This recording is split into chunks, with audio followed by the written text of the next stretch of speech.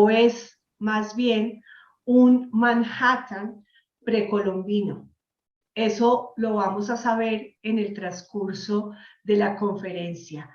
Liderada en su momento en el festival por la Fundación Pacunam de Guatemala, gestora y líder de esa epopeya arqueológica que está cambiando la perspectiva que teníamos nosotros de la civilización maya. Se enfocará el doctor Edwin Román Ramírez en explicarnos cómo, se enfocó en su momento en explicarnos cómo la utilización de la tecnología LiDAR empleada en las áreas del territorio maya permitió a través de ese mecanismo digital remover el paisaje, la visión del paisaje actual y revelarnos lo que hay o lo que hubo debajo de este desde la perspectiva arqueológica, dándonos a conocer todo toda esa magia, toda esa civilización, todos sus aspectos de agricultura, de guerra, de habitación, de guardia, de vigilancia y de interrelación entre los diferentes grupos. Y precisamente es que el doctor Edwin Román Ramírez, como arqueológico y con doctorado en estudios latinoamericanos en la Universidad de Texas, se ha especializado en la búsqueda de los rastros arqueológicos en Mesoamérica de la cultura maya. Él fue director del proyecto arqueológico El SOTS durante 7 años y además en sus más de 20 años de carrera ha trabajado en varios proyectos arqueológicos de Guatemala, destacados como el de Sierra de Lacandón, el Perú Huaca y San Bartolo. El doctor Román también ha sido catedrático de la Universidad Skidmore College de los Estados Unidos. Es conferencista tanto en Guatemala como en España, como en Puerto Rico, y tuvimos el honor de tenerlo en Colombia en el año 2019 en el segundo Festival Internacional de Historia.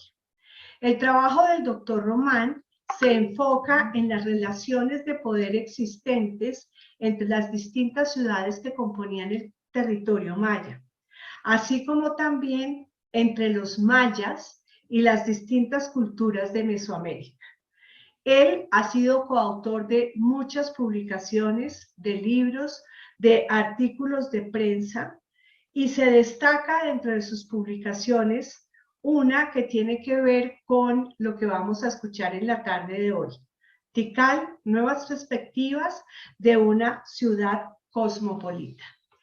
Carlos Mateus, mil y mil gracias. Démosle paso pues a nuestro público para ver la conferencia que nos presentó el doctor Román.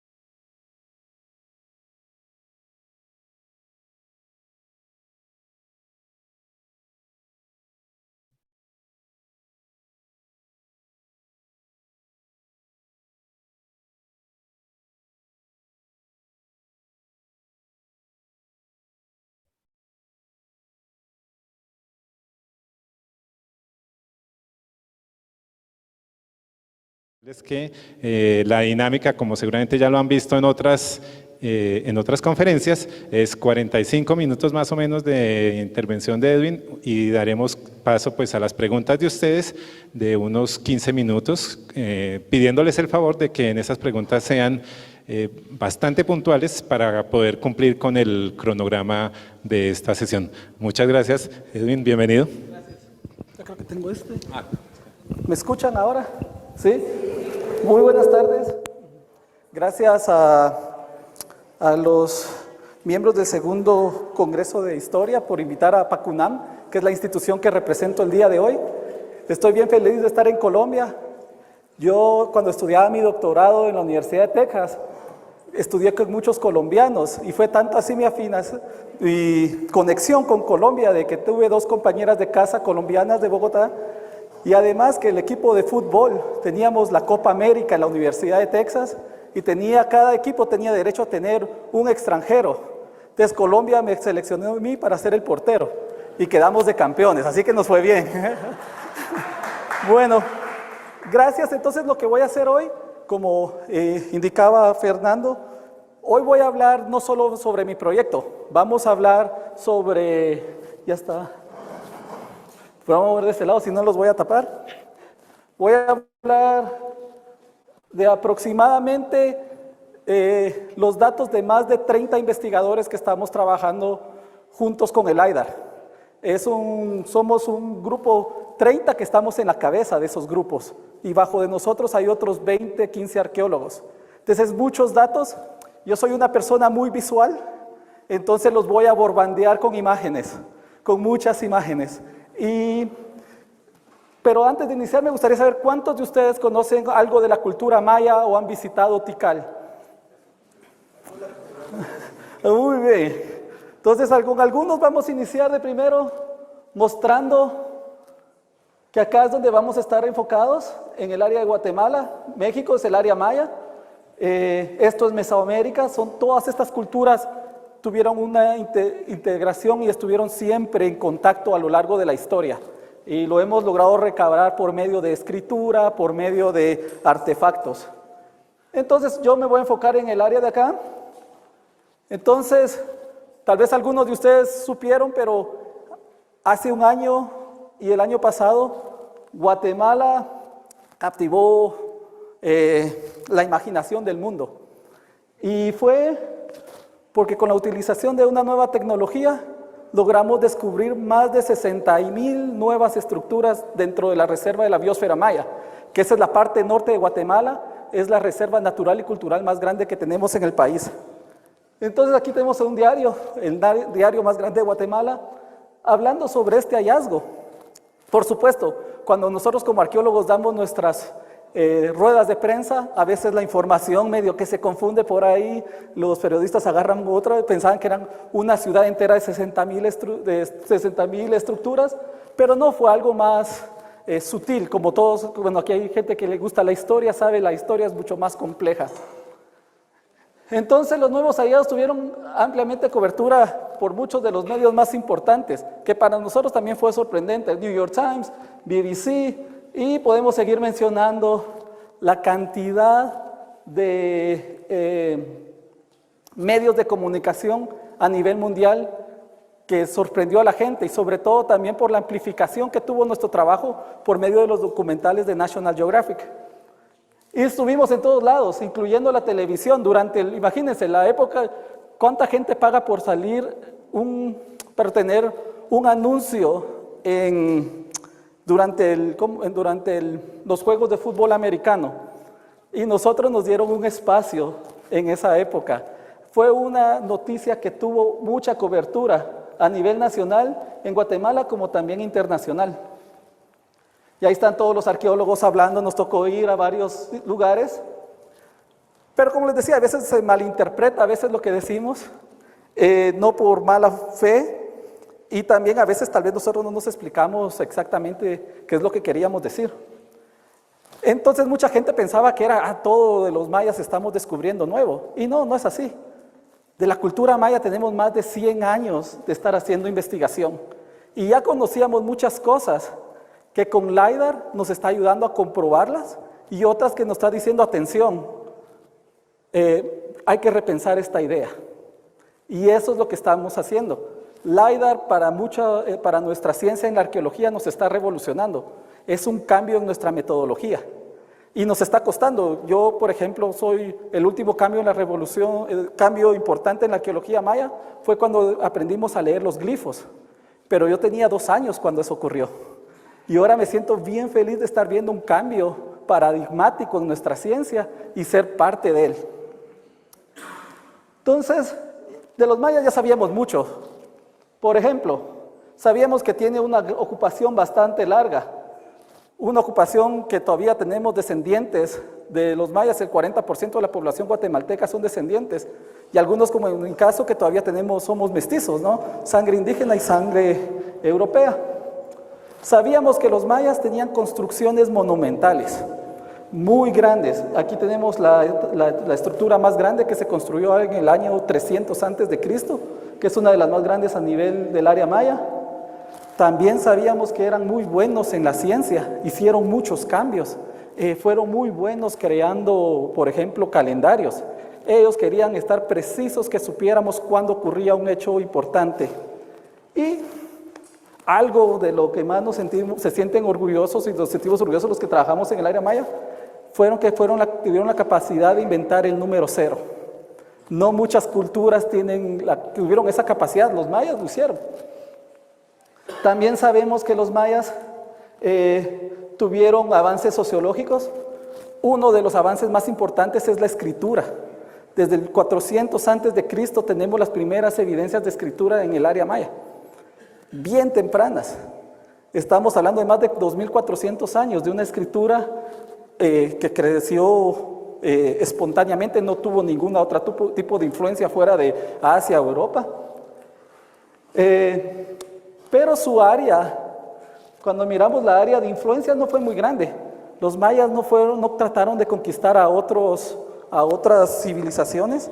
Al contrario, tuvieron otro tipo de relaciones comerciales, pero no trataron de cubrir mucho. En estos 100 años hemos recuperado muchísima evidencia arqueológica que nos hace entender cada vez más sobre los mayas. Sabíamos que era una civilización grande, una civilización donde estaban los primeros asentamientos, datan del año más o menos, la primera estructura data más o menos alrededor del 1100 antes de Cristo, y podemos ir viendo cómo fueron aumentando con el tiempo, todo eso por medio de trabajos de cientos de arqueólogos. Tenemos que también ahí tenemos evidencia de la creación de un estado bien temprano. Ahí nos debatimos, unos dicen que en el 100 antes de Cristo y otros decimos 100 después de Cristo, pero al final lo importante es de que crearon su propia forma de estado. Fue un sistema bastante grande. Entonces en este mapa podemos ver de Mesoamérica, es el área más grande de la región de Mesoamericana. Es un área que abarca desde lo que es ahora la península Yucatán, Guatemala, Chiapas, tenemos Belice, Honduras y Salvador. Es un lugar con muchas evidencias. Y aquí es el altiplano, que es como las tierras altas, le decimos otros, que puede ser como aquí, como estar en Bogotá, áreas montañosas con muchos volcanes. Y esto es lo que le llamamos las tierras bajas. Acá, este es como el centro. Ese es el centro, decimos como el corazón de muchas de las cosas que conocemos de la cultura maya, fue donde iniciaron y se comenzaron a expandir, y llegando hacia toda el área de Yucatán. Pero el trabajo de nosotros con Pacunam, nos hemos enfocado más en esta área. Como pueden ver, Guatemala es este pedazo de acá, y miren de qué tamaño es nuestra reserva. Es una reserva bastante grande para el país tan pequeño, ¿verdad? Pero todo esto es una selva tropical y nos complica la vida a los arqueólogos. A mí me encanta, por supuesto, puedo ver jaguares, monos, acampamos por meses, siempre hay buenas aventuras que contar, pero es difícil hacer arqueología. Una de las críticas que nos hacían los arqueólogos a nivel mundial era que nosotros no podíamos hablar mucho de cómo funcionaba y cómo era sostenible una sociedad dentro de la selva. Lastimosamente no podíamos ver más de 5 metros. Las estructuras más grandes no las podíamos ver, al igual que las más pequeñas. Entonces nuestro entendimiento era muy básico. Y hemos mapeado mucho. Hemos reconocido más de 6.600 estructuras, sitios a lo largo de la área maya. Lastimosamente todos estos mapas son bonitos porque podemos ver todo, pero no nos hacían mapas que no nos decían mucho de su tamaño, de su ocupación. Teníamos ciertas problemáticas también, por ejemplo, la mayoría de sitios en el área de Petén no tienen excavaciones continuas. La mayoría de veces trabajamos 4 años, 5 años y nos vamos moviendo. Incluyendo Tikal, que es uno de los sitios que se ha trabajado por más tiempo. Tikal en Guatemala lo han iniciado a trabajar desde los años 50 hasta la fecha. y yo voy a continuar haciendo trabajos en Tikal y preguntas, hay muchísimas todavía por contestar. Entonces aquí, por ejemplo, en Guatemala, aquí tenemos la reserva de la biosfera maya otra vez, y aquí podemos ver los sitios mayores, Piedras Negras, Tikal, El Sots, Huachactún. Entonces eran sitios donde no hay evidencia, no tenemos investigación completa, entonces nuestro conocimiento y nuestros mapas no eran muy precisos. Tenemos en Guatemala más o menos un promedio de 1,200 sitios que creemos que existían en esa época. Todos estos que tenemos acá hemos caminado. No solo yo, por supuesto, pero todos los arqueólogos durante mucho tiempo hemos ido caminando y puesto un punto GPS, siendo un sitio de 4 estructuras hasta sitios mucho más grandes. Y para hacer los primeros mapas era más complicado. Imagínense, en 1880, cuando llega Mosley a Tikal, para hacer su mapa y tomar las primeras fotografías, él tuvo que remover toda la selva para poder tomar las primeras fotos y hacer los primeros mapas. Y estas estructuras que estamos acá, este es Templo 4, tiene 70 metros de alto. Y todavía, miren, la vegetación llega súper acá. O sea que una estructura de una persona común de esa época que va a tener no más de 30 centímetros era invisible hacia nosotros. O era muy difícil que las pudiéramos realizar en mapas. Entonces aquí tengo una reconstrucción. Ahora sabemos cómo luce la parte principal de Tikal, que esta última versión la hizo uno de los reyes más importantes, conquistadores de Tikal, y mucho de ello sabemos por las excavaciones realizadas por la Universidad de Pensilvania en los años 60, pero trabajaron desde los 60 hasta los años 70, más de 15 años estuvieron trabajando. Y pues ahí el rey sabemos cómo se vestía, porque también en las plazas teníamos estelas donde podemos ver al rey con sus plumas de quetzal, bien ataviados, siempre ellos como danzantes, eran reyes con mucho ruido. Tenían jade, tenían conchas de mar como cinturón, como cinchos, y siempre que caminaban eran bastante sonoros. Y hemos encontrado los restos en los años 50 se encontraron los restos del rey con todo su jade. Como estaba en la estela, así lo encontramos. Solo las cosas como de material perecedero, como madera, plumas, esas sí, por supuesto, ya no estaban. Pero uno de los aspectos más importantes del proyecto de la Universidad de Pensilvania fue un mapa. En esa época, la arqueología maya tenía unos conflictos en los años 50 que la gente decía que los arqueólogos solo buscábamos tesoros y que no nos preocupábamos por el resto de las ciudades. De la Universidad de Pensilvania hizo el primer mapa de Tikal y nos sentíamos muy orgullosos. Es un mapa increíble. Más de 16 kilómetros cuadrados lograron hacer el mapa, pero les llevó más de 2 años, con ingenieros permanentes todo el año. Y pueden ver, lograron hacer el mapa de más de 2,000 estructuras. Fue un mapa increíble. Desde ahí hubo un cambio en la arqueología maya y cada proyecto comenzó a poner más atención, a hacer mapas de que no solo incluyeran el centro ceremonial, sino que el resto de las áreas habitacionales. También sabíamos del poder maya, sabíamos cómo la estratificación social, narrativas, y normalmente muchos de los aspectos políticos los sabíamos por las propias escrituras que ellos hicieron en vasijas, en estelas, en murales, y pensábamos que los sitios eran, como les decimos, son ciudades-estado. Entonces, aunque estuvieran a la par, hablan el mismo idioma, pero cada una es una ciudad, es su propio estado. Y sabíamos cómo interactuaban, pero no sabíamos qué pasaba con los sitios en medio, los pequeñitos. Sabíamos qué pasaba entre los grandes, porque había escritura, pero entre los pequeños no sabíamos mucho. Entonces nuestras interpretaciones hacia el tamaño de la población y eso eran muy confusas. Hasta la misma Tikal, que es una ciudad enorme, que calculábamos más o menos en ese tiempo que tenía 90,000 a 100,000 habitantes. Y ahí hay arqueólogos que se andan peleando, que usan diferentes métodos para saber la cantidad de población. Unos iban de 60,000 hasta 100,000. Esa es una diferencia muy grande. Entonces realmente no nos dicen nada esas estadísticas. Nos dicen cuando quiero comparar Tikal con mi sitio. El sitio donde yo trabajé, que era el SOT, sabíamos que eran de 5,000 a 10,000. Y Tikal de 60,000 a 100,000, entonces sí podemos ver el diferente tamaño de los sitios. Y pensábamos que tenían áreas semirurales, que esa es como nuestra interpretación. Creíamos que las sociedades eran autosostenibles, que cada tenía suficiente espacio para mantener a la sociedad. Y no podíamos esperar mucho. Realmente si uno se pone a leer en la historia, las grandes civilizaciones crecen cerca del agua. Y los mayas se les ocurrió ir a hacer su civilización a un área donde el agua escasea. Todo el agua que ellos dependían era agua de lluvia. Entonces es un lugar bien hostil para el ser humano. Entonces para nosotros era bien difícil poder ver dónde hacían la agricultura y todos estos aspectos. Incluyendo, aquí bueno, vamos a ver si podemos darle play al video. Ahí está. Aquí eso para que se den una idea de cómo es Tikal. Este es un video pueden ver la vegetación cómo lo cubre. Y podemos ver las estructuras grandes, sin duda alguna. Pero las estructuras más pequeñas todavía son todavía difíciles para nosotros. Aquí podemos ver Gran Jaguar, mide 40 metros de alto.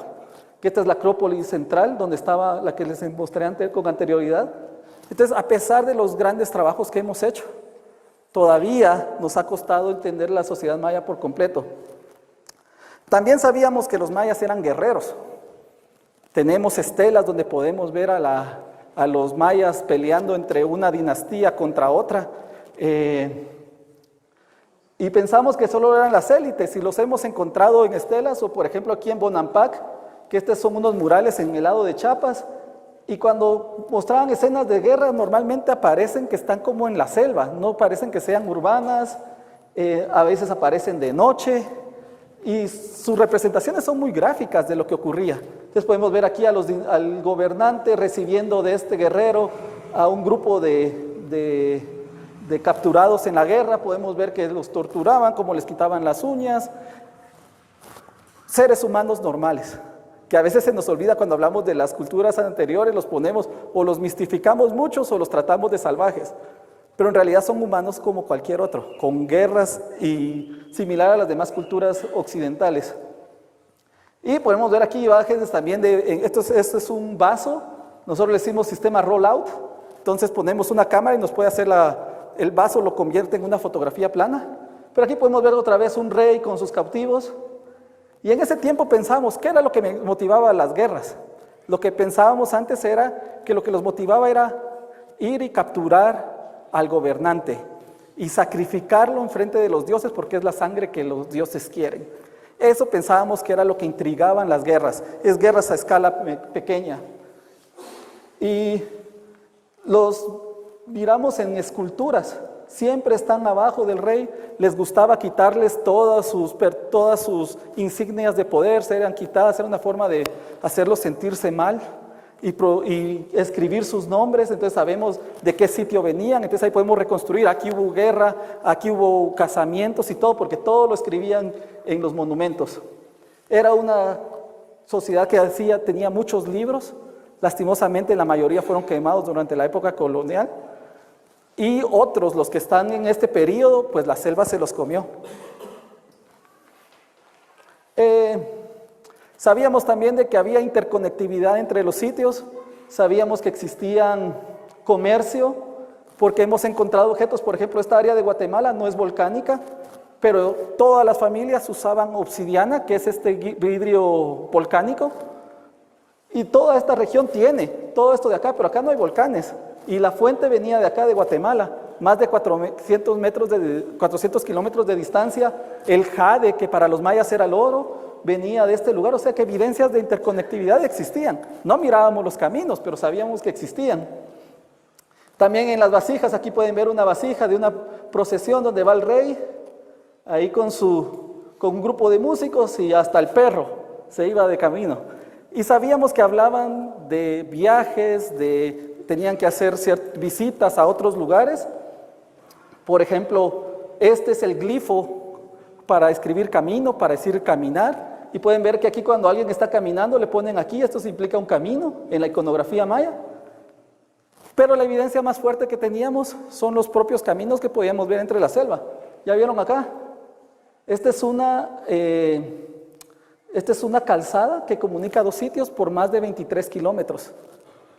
Y tiene más de 40 metros de ancho, en algunas partes 8 metros de altura y en otras partes hasta 16 metros. Y estas fueron hechas alrededor del 300 antes de Cristo. Imagínense la cantidad de gente y materiales que se necesitan para construir estos caminos que comunicaban sitios. Estos ya los habíamos visto porque son bastante grandes. Y también sabíamos que en algunos sitios habíamos encontrado evidencia sobre el manejo de agua. También habíamos encontrado evidencias de agricultura. Desde el preclásico sabíamos que estaban manejando y modificando el paisaje natural para adaptarse a los seres humanos. Hacían sistemas de terrazas con canales, pero muchas de estas evidencias venían específicamente de un sitio donde habían tenido la suerte de encontrarlo. Pero la mayoría no teníamos la posibilidad de verlos. Sabíamos de la existencia, por ejemplo, de maíz, frijol, calabaza y otros frutos porque tomamos muestras de polen y sabíamos que habría agricultura. También en los códices nos hablan de la existencia de la agricultura, entonces sabíamos, pues algo tenían que comer, en algún lugar tenían que producirlo, pero nosotros no podíamos verlo. Entonces por acá tenemos, por ejemplo, la tierra, la representación de la tierra y otros tipos de alimentos saliendo de la tierra. Por ejemplo, aquí tenemos un árbol de cacao. Con los mayas todo es un poco más como abstracto, le gusta mucho el arte, jugar mucho con esas formas. Y en el sitio de Caracol, en el lado de Belice, ya habíamos visto que habían terrazas, entonces no era una cuestión loca. Todos hablamos, pero para hablar de agricultura hacíamos referencia a esos sitios donde se había encontrado información, porque en la mayoría de casos nosotros no podíamos verlo. También bastante sobre la vida de la corte real.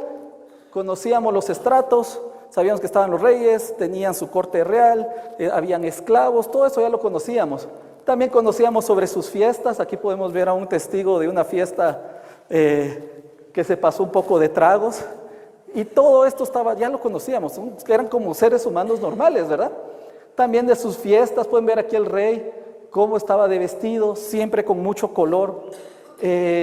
Sus disfraces, aquí están disfrazados de jaguar y representando las máscaras.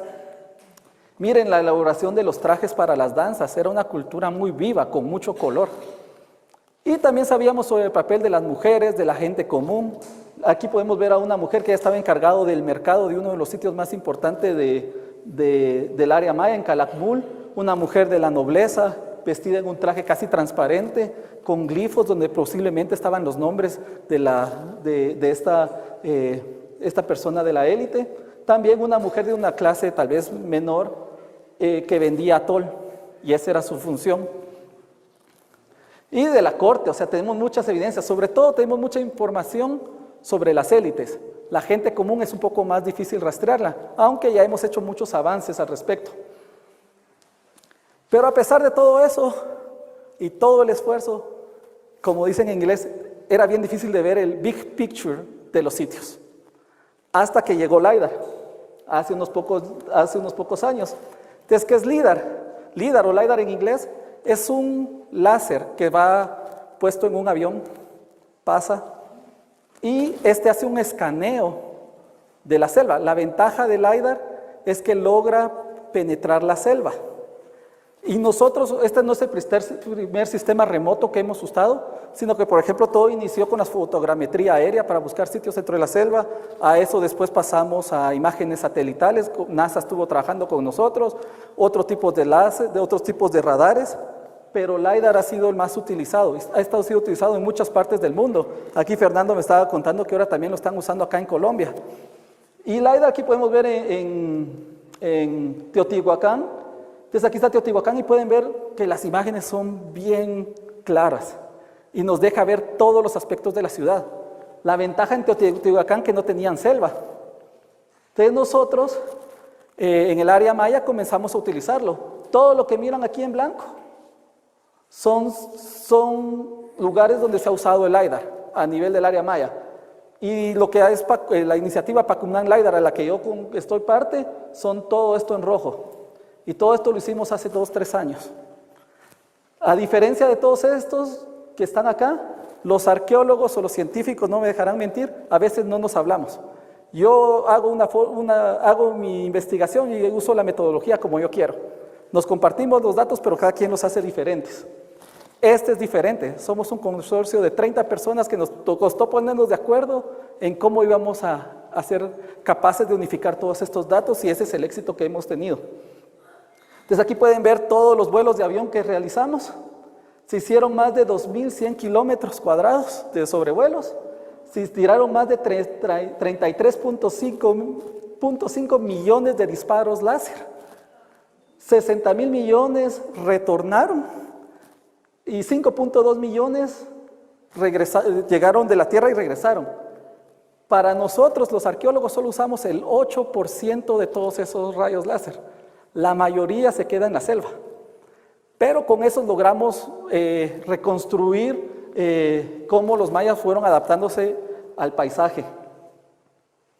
Entonces acá tenemos un área, así se miraría si tomáramos una foto aérea, una laguna y solo verde. Después pasamos el LiDAR. Cada uno de estos que miran es un árbol. Entonces tiene la capacidad hasta de detectar qué tipo de especies de árbol son las que estamos viendo. Y cuando removemos con un algoritmo matemático la selva, nos queda esto. ¿Alguien puede ver algo ahí? ¿Qué miran? Hay rectángulos, ¿verdad? Esto no es natural, ¿no? Eso no va a ser una montaña natural. Podemos ver aquí calzadas. Entonces ese es LiDAR. Nos permite hacer nuestro trabajo mucho más rápido, el hecho de hacer mapas. Entonces aquí podemos ver canales, calzadas, podemos ver aquí áreas de agricultura, podemos ver de dónde sacaban los materiales para construcción, podemos ver la ciudad completa. Y eso es lo que está revolucionando ahorita nuestro trabajo.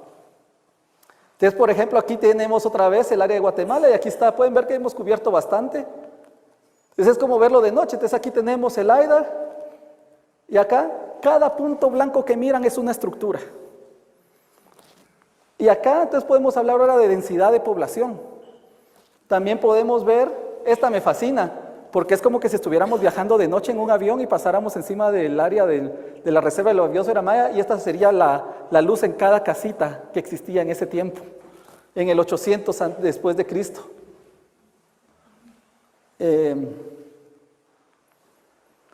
Entonces, por ejemplo, para Tikal, que es el sitio que más se ha conocido y es el que ahora yo voy a trabajar, Tikal, este era el mapa de 16 kilómetros cuadrados.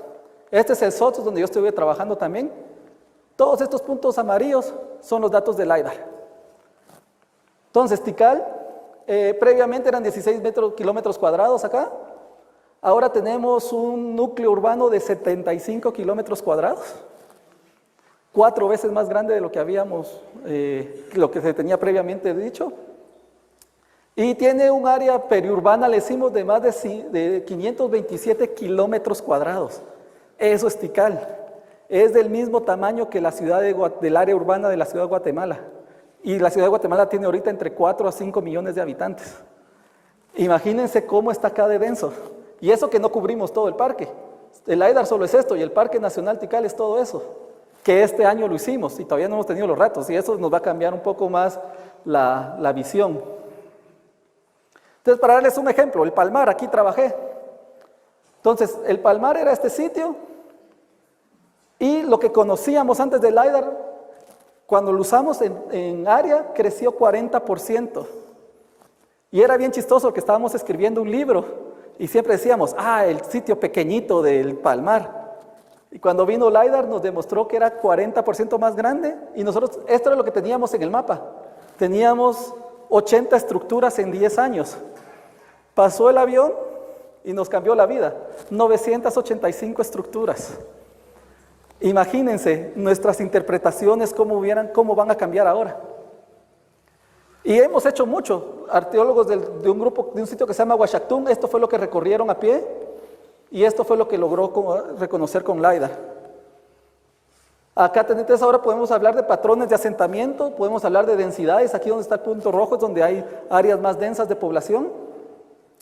Creemos ahorita que en toda esta área vivió alrededor entre 7 a 11 millones de personas en el año 800 después de Cristo. De 7 a 11 millones de personas. ¿Cómo lograron ellos sostener una población tan grande en una región tan hostil? Eso es lo fantástico. Entonces ahora sabemos que tenían mucha población, Áreas urbanas también que ahora podemos comparar los tamaños como ciudades como las de China y Roma. Y pues comenzamos a ver ciertos cambios. Esta es una imagen fantástica de un sitio, se llama Nashtum. Y aquí pueden ver el centro urbano, sus calzadas, y que las calzadas van conectando a través de otros sitios lejanos. Pero ahora miramos un paisaje construido más unificado. Miramos que están conectados, ya no son sitios que están ahí dispersos. Todos están dentro de un ámbito que tiene ahora, nos hace sentido. Entonces, por ejemplo, habíamos hablado de las guerras y que las guerras solo eran para capturar a algunos enemigos. Pero ahora con LiDAR hemos visto algo diferente. Tikal tiene más de 30, es la dinastía más grande y en todas hablan de que se pelearon acá, que ganaron la guerra, que perdieron la guerra con alguien. Sabíamos que tenían un sistema desde los años 60, se descubrió un terraplén de más de 15 kilómetros de largo. Este terraplén que es defensivo, que está rodeando todo Tikal. Tiene, por lo menos esto, tiene 6 metros de ancho. Y hay áreas que tienen hasta 5 metros de altura. Entonces gente fue a excavar la roca madre para poder construir y poder proteger a Tikal. Ahora con LiDAR hemos añadido nuevas etapas de esta muralla, pero sabíamos que habían sistemas defensivos y no es único. En el mundo, por ejemplo, la muralla de Aureliano tenía más o menos 19 kilómetros de largo, la de Tikal tiene 15, pero solo conocemos el norte, parte del este y del oeste. Sur y oeste no lo tenemos completo, no sabemos de qué tamaño va a ser la muralla que lo está protegiendo. Y no solo son murallas, hay zanjas, hay terraplenes y fuertes. Este es un fuerte en Europa de más de 2.5 kilómetros que estaba construido alrededor de 450 a.C. Y en el área maya ahora también lo tenemos.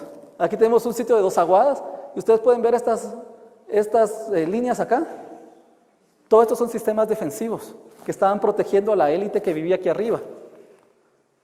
Acá es donde yo trabajé, hice mi tesis doctoral, llamábamos El Diablo, y yo caminaba por acá, era donde vivió el primer rey, con su dinastía, vivieron acá arriba. Entonces ellos no dijeron, no, aquí mejor no vivamos acá porque había conflicto, prefirieron subir y proteger a las élites. Entonces aquí podemos ver, aquí está el Diablo, el grupo, y aquí está el Tejón, aquí vivía la élite. Pueden ver ustedes todos estos, ¿verdad? Todas esas son terrazas. Y aquí, yo no sé si logran ver, pero aquí viene nuestro camino. Por aquí yo caminé por ahí desde 1909 hasta este año, por acá. Y yo caminaba por acá y decía, pero si esto no será natural, ¿qué será? Y comenzábamos a caminar y no podíamos verlo porque son muy grandes. Entonces este año fuimos y en esta sección decidimos hacer unas excavaciones y para nuestra sorpresa, entonces había gente que nos decía, no, esas terrazas pueden ser de agricultura también, ¿por qué dices que son defensivos? Dijimos, pues hay que ir a excavar. Fuimos a excavar y lo que encontramos fue de que en todas las terrazas hicimos varias trincheras y descubrimos que en unas de ellas tenían pisos, entonces no pueden ser de agricultura. Entonces son terrazas defensivas y la mejor dato que encontramos fue que en una de ellas encontramos todos estos artefactos que son casi semiesféricos, del mismo tamaño, casi el mismo peso. Por lo visto eran las ondas, los materiales, los proyectiles de ondas para defenderse. Entonces logramos corroborar que estas son terrazas defensivas. Con LiDAR no solo encontramos estructuras, encontramos sitios enteros. Y este es uno de los fuertes más grandes que existe en Mesoamérica. Tiene más de 2 kilómetros de largo, que le llamamos la Cuerna Vía. Y está al lado de un cibal, que es una fuente de agua natural. Aquí está la ciudadela, un puente, aquí pueden ver los sistemas defensivos, el palacio, una calzada que está totalmente labrada en la roca, fosos, terraplenes y torres de vigilancia. Entonces tenemos más de 11 kilómetros de torres de vigilancia en este sector, que está a la par de Tikal. Entonces es un paisaje de terror. Tienen miedo de qué es lo que va a llegar. Entonces no solo es una guerra para ir a traer a un rey, es algo más profundo. Y ahora Francisco Estrada Belli encontró evidencia de que una ciudad fue totalmente quemada. Y él le llama ahora la guerra total. Entonces ya no solo es por reyes, sino que es algo mucho más humano, como cualquier guerra en cualquier parte del mundo. Entonces aquí podemos ver la ya vista desde arriba y vean esta protección, son enormes. Entonces yo no sé si alguno de ustedes vieron los documentales de National Geographic de este año, los últimos 4, pues a mí me tocó caminar con ellos hacia acá. Caminando hacia acá, caminamos a este sistema defensivo, yo estaba admirado, tiene más de 8 metros de alto. Imagínense los recursos que necesitan para hacer este tipo de arquitectura. Entonces tenemos en esta área más de 11 kilómetros de sistemas defensivos. La cuernavía, entonces aquí podemos ver las alturas que se pueden sacar con LiDAR para ver las dimensiones que tienen las diferentes terraplenes. Se pueden ver 8 metros, que es el que yo caminé, y cómo podemos ir viendo, ir estudiando. Entonces el terraplén viene acá, cavan el foso y tiran la tierra acá, y aquí tal vez ponían palos y ahí podían protegerse del enemigo. Algo interesante también en la cuernavía fue que encontramos este tipo de arquitectura, que es arquitectura estilo teotihuacano. Y Teotihuacán está a más de 1000 kilómetros de distancia del área maya. ¿Qué es este tipo de arquitectura? Ya habíamos encontrado en el área maya mucho, pero nosotros en nuestra región no habíamos encontrado. Y los sistemas defensivos lo que nos están indicando es que la mayoría de ellos están aquí localizados en el área de Tikal y el Sots. Y eso creemos porque Tikal está acá y sabemos que en el año 378, utilizando la escritura jeroglífica, Tikal fue conquistado por los teotihuacanos en el 378. Entonces Tikal siempre tuvo que estar protegiéndose y por eso la mayoría de sistemas defensivos están acá. Y eso lleva ahora a que con LiDAR, a pesar que ya conocíamos mucho Tikal, encontramos también 3 estructuras nuevas, que va a ser ahora mi proyecto que inicio en una semana. Y vamos a ir a investigar estas estructuras. Y lo interesante que esta área de acá parece que es un barrio, aquí tenemos otra imagen, parece que es un barrio al estilo teotihuacano, por la forma. Entonces vamos a tratar de corroborar si gente de México estaba viviendo ahí. Y ese va a ser mi proyecto por los siguientes años.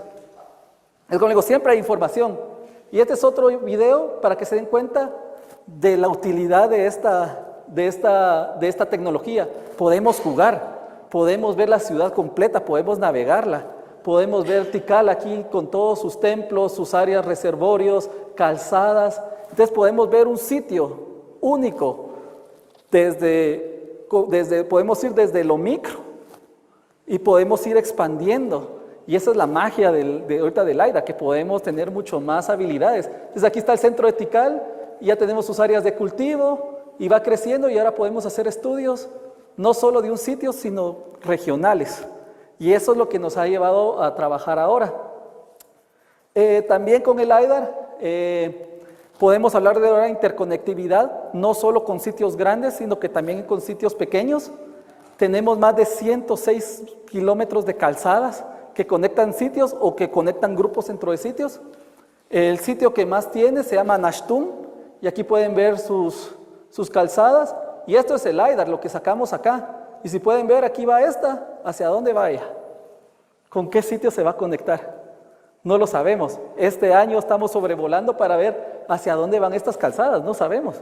Y ahí nos va a revelar nuevas historias. Hemos encontrado cerca de aquí un nuevo sitio con más de 1000 estructuras, que estaba totalmente invisible a nosotros. Las calzadas nos ayudan también con el LiDAR para hacer medidas más exactas. Entonces, por ejemplo, ahora podemos saber que las de Tikal tienen 80 metros de ancho. En la corona, entonces sitios pequeños también podemos verlas. Vamos con GPS y caminamos, porque estamos yendo a revisar estructura por estructura. Y va a ser un trabajal por años. No sé, pero tenemos que ir y verificar todo lo que estamos buscando. Entonces, en este sitio tan pequeño se encontró una nueva calzada. Y decíamos, pero esa calzada, ¿hacia dónde va? Y lo que vimos que conecta con una calzada que iba hacia una de las ciudades más importantes. Y cerca de ahí apareció un sitio pequeño, entonces aquí está la calzada. Entonces, como les decía, ahora tiene más sentido el paisaje, porque esos sitios no están solo ahí, ellos están en las rutas de comercio. Y hay otros grupos que están en las áreas de cultivo, como cacao, que era uno de los cultivos más importantes. Cada sitio está teniendo más importancia. Y pues la agricultura, ahora la podemos ver en cada sitio. Aquí podemos ver las áreas donde hemos encontrado agricultura. Entonces podemos ver que modificaron tanto las áreas debajo, que le llamamos, que son las áreas donde que se inundan, como también las áreas más altas. Aquí podemos ver Tikal, este es el centro de Tikal y miren toda su área de cultivo. Es un área bastante grande, nosotros les llamamos los bajos. Y miren, esta es Tikal, y miren toda el área de cultivo. Y estos sitios posiblemente están cuidando los cultivos.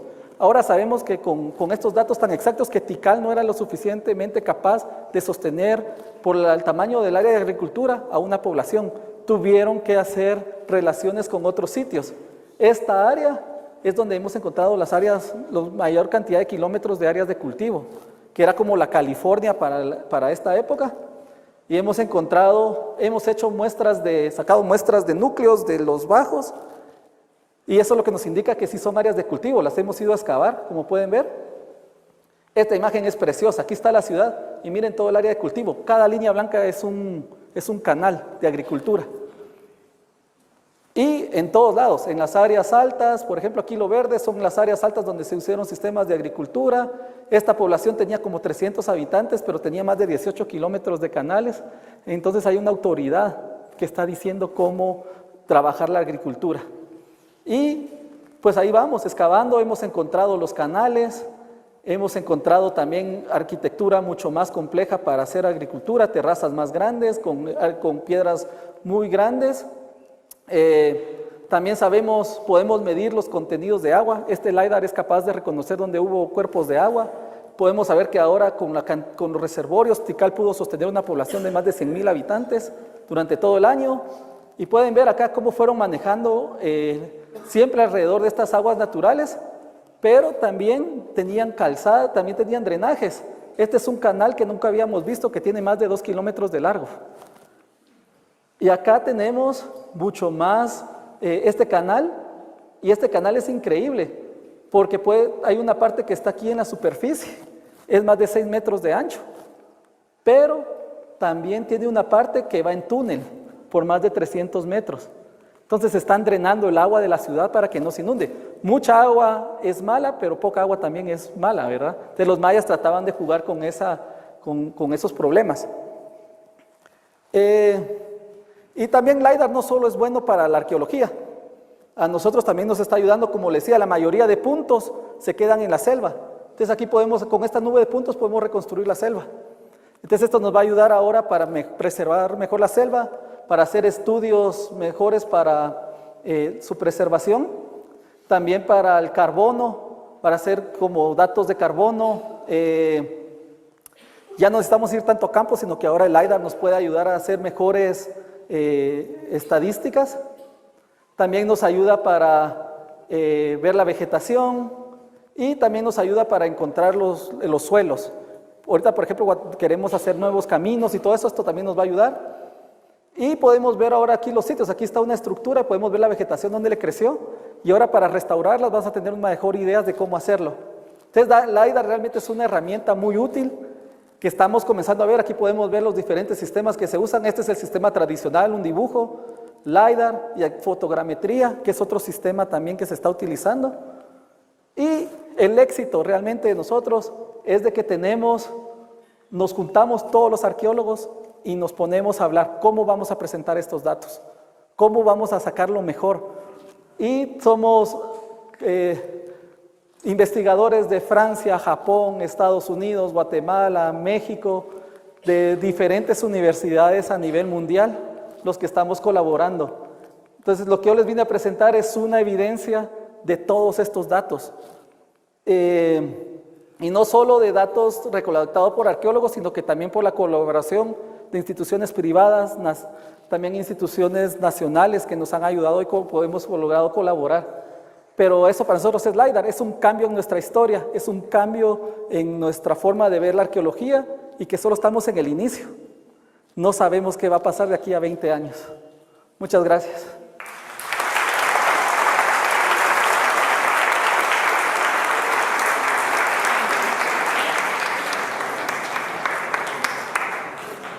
Muchas gracias a Edwin. Queda uno maravillado y fascinado de todos estos datos que han logrado recolectar e investigar en esta área tan hermosa.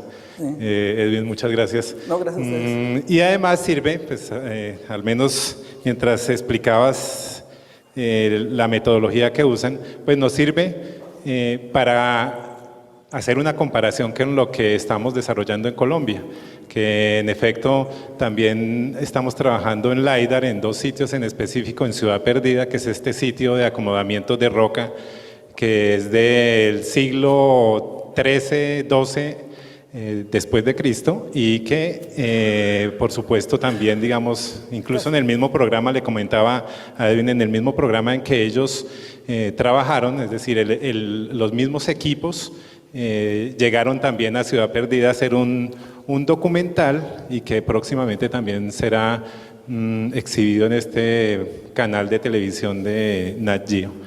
Entonces resulta muy interesante la comparación. Nosotros también lo hemos usado en el sitio de Tierra Adentro, que son estos sitios de hipogeos, de pintura mural en tumbas importantes en el Cauca, en el municipio de Inzá.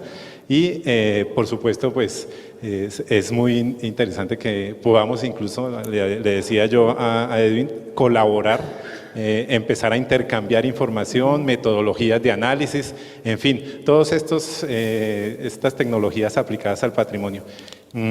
Hay un espacio para preguntas, si hay alguna pregunta del público, entonces, ¿usted listo? Gracias, Edwin. Interesantísima la exposición, pero quisiera saber, ¿ustedes tienen planes de destapar esas estructuras o dejarlas como están? Bueno, ahorita tenemos hay unas partes que sí vamos a querer ir a excavar, porque tenemos que saber las fechas. Lo bueno del LiDAR es que podemos remover virtualmente la capa de árboles y podemos ver el paisaje. Lo que nos ayuda al LiDAR es que va a hacer nuestro trabajo más preciso. Entonces yo ahorita puedo decir, bueno, yo quiero ir a este sitio porque allá parece que hay área de agricultura. Entonces ya vamos y vamos específicamente a un lugar. Entonces nuestro trabajo lo está haciendo más eficiente y vamos a descubrir algunas partes, pero la gran mayoría se quedaría entre la selva porque es una reserva natural y nosotros también tenemos que estar como trabajando con las dos cosas, o sea, lo arqueológico, pues a mí me gustaría ver las estructuras destapadas, pero también me gusta ver jaguares. Y el ecosistema es muy similar a las selvas que ustedes tienen acá y son de las pocas que están quedando en el mundo. Son pocos de los países que su biodiversidad es enorme. Entonces también nosotros somos muy conscientes de eso. Ya no se van a hacer, en los años 50 se descubrían todas las estructuras y se cortaban todos los árboles. Ahora no podemos, porque por ejemplo si cortamos los árboles de chico, entonces, ¿quiénes comen el chico? Que es una fruta. Los monos, los tapirs. Entonces, los árboles de fruto ya no los estamos cortando. Entonces, es como un cambio también en nuestra metodología. Gracias por su exposición. Tengo 2 preguntas. Ajá. Una, al estar efectuando todas esas investigaciones en el sitio, ¿han encontrado poblaciones de personas que vivan allá y que no conocen todas esas estructuras que hay? Y la segunda pregunta, usted hizo hincapié en que es un grupo de antropólogos, pero pregunto, ¿están también trabajando de arqueólogos? ¿Están trabajando también con antropólogos y sociólogos para ver cómo era el modus vivendi de la cultura maya? Con esta segunda, depende del proyecto con el que uno trabaje, pero sí estamos tratando de tener proyectos más multidisciplinarios. Hay unos arqueólogos que están trabajando más con sistemas económicos, con economistas, para ver si nuestros sistemas, si no estamos diciendo mentiras, ¿verdad? Con nuestros datos, pero sí hemos tratado de hacerlo. Ahora, la segunda pregunta era sobre, la mayoría de sitios que hemos llegado con LiDAR ya han sido saqueados. Todos los que estamos encontrando, las 60,000 estructuras, ya llegaron gente a saquearla. El saqueo en Guatemala ocurrió muy fuerte en los años 60, 70. Todavía sigue ocurriendo en unas partes, entonces la mayoría de sitios lastimosamente ya hubo gente que llegó antes que nosotros. Lo único que ahora nosotros podemos ver cómo vivía la gente, ese es nuestro descubrimiento, es cómo ver la ciudad removiendo todos los árboles, pero lastimosamente la mayoría ya fueron saqueados en épocas anteriores. Casi todo, están en colecciones privadas ahora, muchos de las tumbas y todo. La pregunta es si con estos nuevos descubrimientos, en fin, han desarrollado o aproximado a la extinción de los mayas? ¿Alguna teoría sobre la extinción de los mayas? ¿De la? Me parece que fue de la extinción de los mayas, que parece que fue repentina por una sequía, no sé. Pues bueno, nosotros cuando nosotros como arqueólogos en el área maya llamábamos el colapso, ahora con la historia hemos entendido que existieron 2 colapsos, o casi ya no nos gusta usar la palabra colapso, pero es la que usamos. Entonces, uno ocurrió en el año 0 al 100 después de Cristo, que por ejemplo las grandes ciudades como Mirador, que tenían poblaciones de más de 90,000 personas, fueron abandonadas, y ahí hemos logrado ver que hay un cambio climático.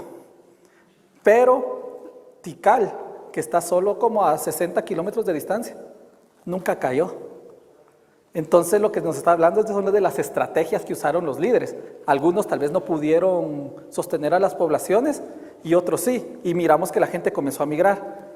El siguiente, que ocurre en el año 900 después de Cristo, que es el que más conocemos, decimos que los mayas se desaparecieron o que vinieron los aliens y se los llevaron. Lo que ocurrió es de que fue un proceso. Es un proceso que duró por muchos años y todavía seguimos con debates. En algunos lugares hemos encontrado que la sequía los afectó y que es una teoría buena, pero por ejemplo no nos explica que en otra ciudad que se llama Palenque, y Palenque, su nombre antiguo es el lugar de los ríos, algo así, y ahí pasan ríos, tiene ríos por todos lados. Ese cayó 100 años antes que Tikal. Entonces ahorita con nuestras investigaciones estamos viendo que es mucho más complejo, que no solo existe una teoría. Lo que sí sabemos es que las élites comenzaron a dejar de pedir poder, posiblemente porque no había lluvia, y como ellos eran los que se comunicaban con los dioses, posiblemente comenzaron a perder también legitimidad, y los reyes al perder legitimidad, pues ya no hubo nadie que cuidara de los reservorios de agua. Entonces la gente comenzó a moverse, pero lo que sabemos nosotros no decimos que se hayan desaparecido, sino que ocurrió una nueva migración, y la gente comenzó a migrar hacia Yucatán, y mucha comenzó a migrar hacia las tierras altas, porque ya hemos comenzado a encontrar más evidencia de ese fenómeno, y algunos que se quedaron viviendo dentro de esos sitios, pero ya eran poblaciones bien pequeñitas. Pero sí, tenemos eso, guerras. Entonces yo creo que eso no solo es un caso, sino que es una combinación. Por ejemplo, si caía un sitio, tal vez era el que le daba el sustento económico o de la comida a otro sitio. Y ahí comenzaron después a generar como condiciones, como un efecto dominó, más o menos creo que debió haber pasado, pero es un debate que sigue. Y cada uno de los arqueólogos se aferra a su idea y no quiere soltarla.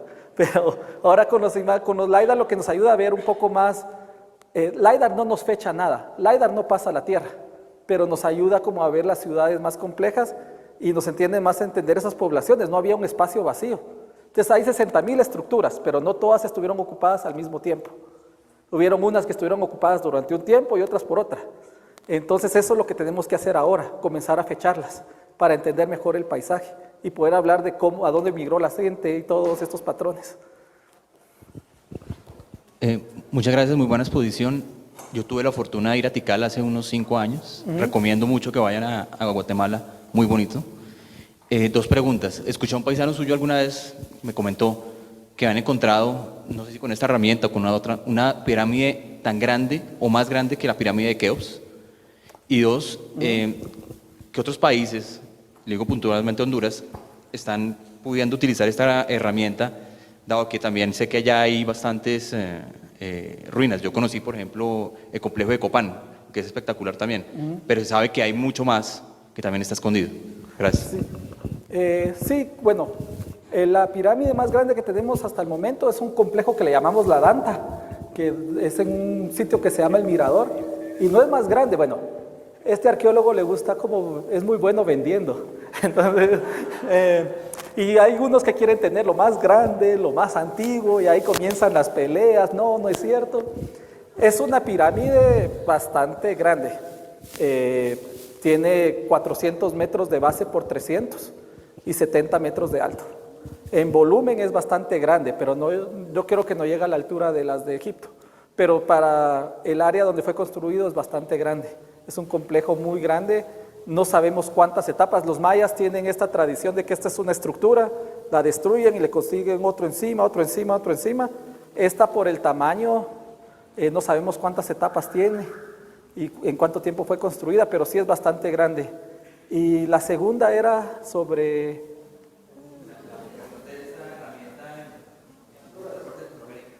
Bueno, sí, se ha estado utilizando. Lo que pasa es que la herramienta es muy cara. La herramienta es carísima. Entonces no todos los arqueólogos tienen acceso.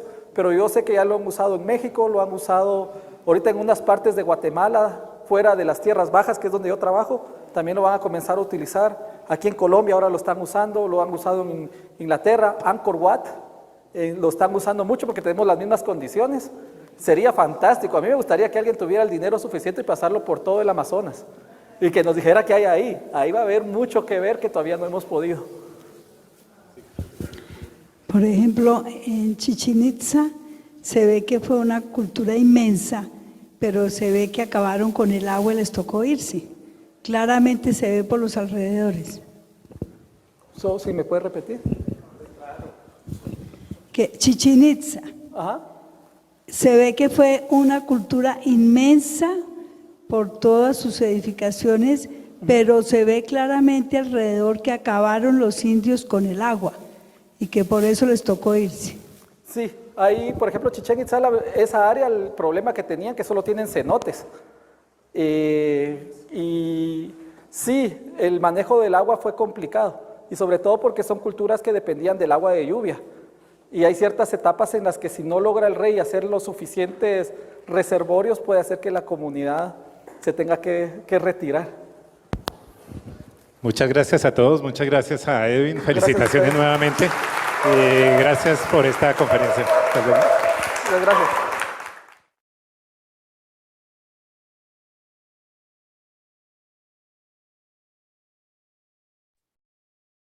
Beatriz, el micrófono. Muchas gracias, Rodrigo. Sí, hemos escuchado una magnífica conferencia del Festival Internacional de Historia del año 2019 que nos abrió los ojos a esa maravilla que puede encontrarse a lo largo y a lo ancho. Aquí hicieron referencia a Mesoamérica, pero pues estamos seguros que en el resto de Iberoamérica también podemos encontrar. Quiero hacer referencia a un comentario que llegó de uno de nuestros asistentes vía Facebook, Ricardo Contreras.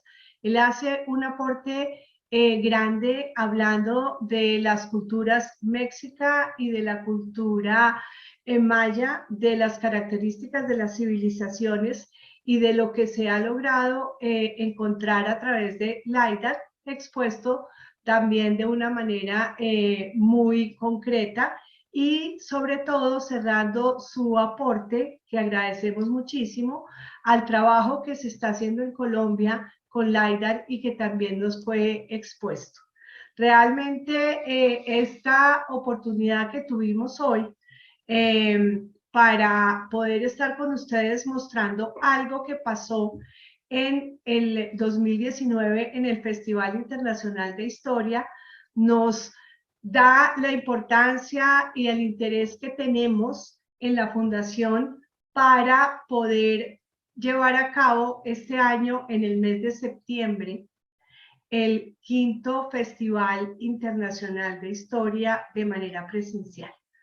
Creemos que con las condiciones de bioseguridad que va teniendo el país, con la conciencia que tenemos respecto de la forma de cómo manejar la pandemia, que ojalá de aquí a septiembre ya sea una endemia, esto lo saben es las personas expertas, podamos estar todos en nuestro 5º Festival Internacional de Historia entre el 9, 10 y 11 de septiembre. Para este año hemos tenido una temática que queremos explotar y es la historia de los libros y los libros en la historia. A través de los ejes temáticos que manejamos en el festival, arquitectura y patrimonio, queremos poder mostrarles a ustedes la arquitectura bibliotecaria. Ojalá podamos mostrar alguna de las grandes bibliotecas que se tienen en Nueva York, por ejemplo, las hispánicas en México o alguna otra de Europa. Queremos también hablar de las culturas precolombinas, de las creencias. Allí queremos llevar a ustedes un conversatorio sobre la historia de la Biblia y la Biblia como historia. Biodiversidad y medio ambiente, hablando, por ejemplo, de la historia de los libros sobre las aguas y sobre los mares, sobre la biodiversidad y también sobre los ríos. Ciencia y tecnología, civilizaciones y pueblos, los libros antes de los libros de historia y la historia a través de los libros en la colonia, la historia de las revoluciones, los grandes personajes que se han inspirado en libros y en historia para narrarlas desde su perspectiva, como por ejemplo los episodios de la historia de España vistos por Benito Pérez Galdós, los libros de Débora Arango, la historia de la música, que es otra forma de escritura, desde las partituras tradicionales hasta las partituras contemporáneas, las revoluciones y las voces y las expresiones de la historia, a través de nuestros diferentes programas de Tardeando con la Historia.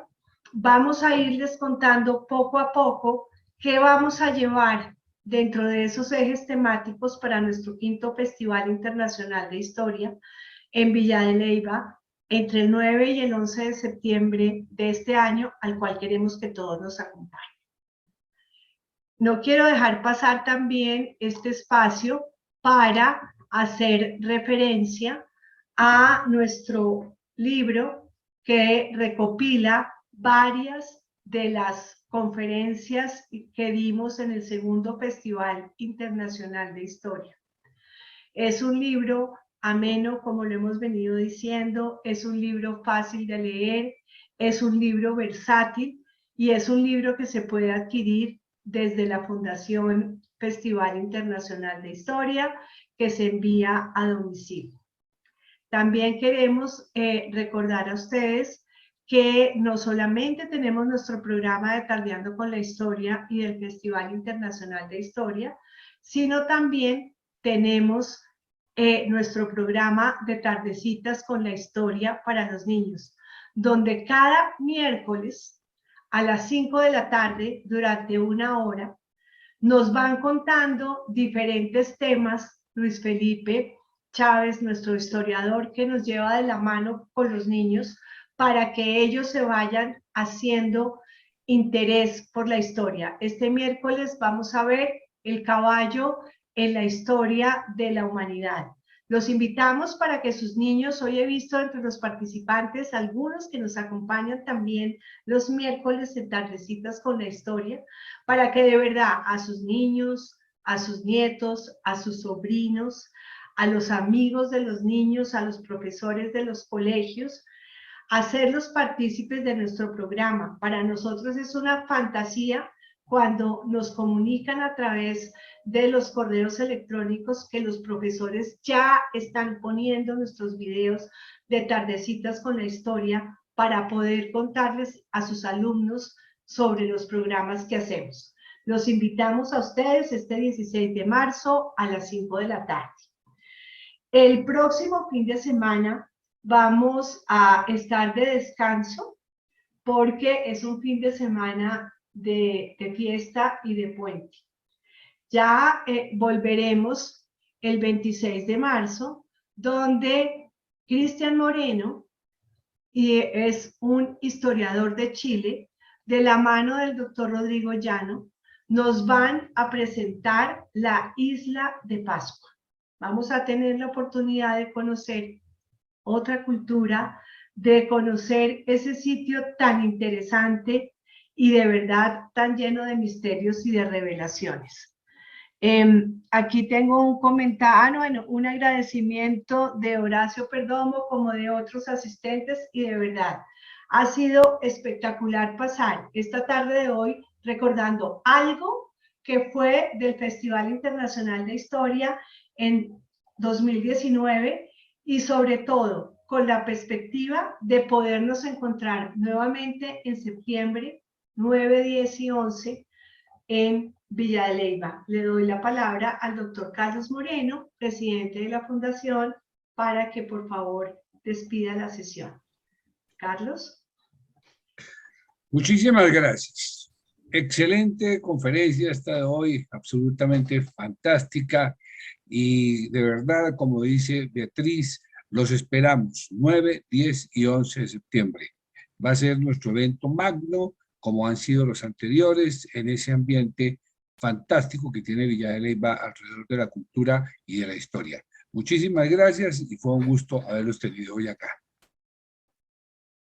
Feliz tarde.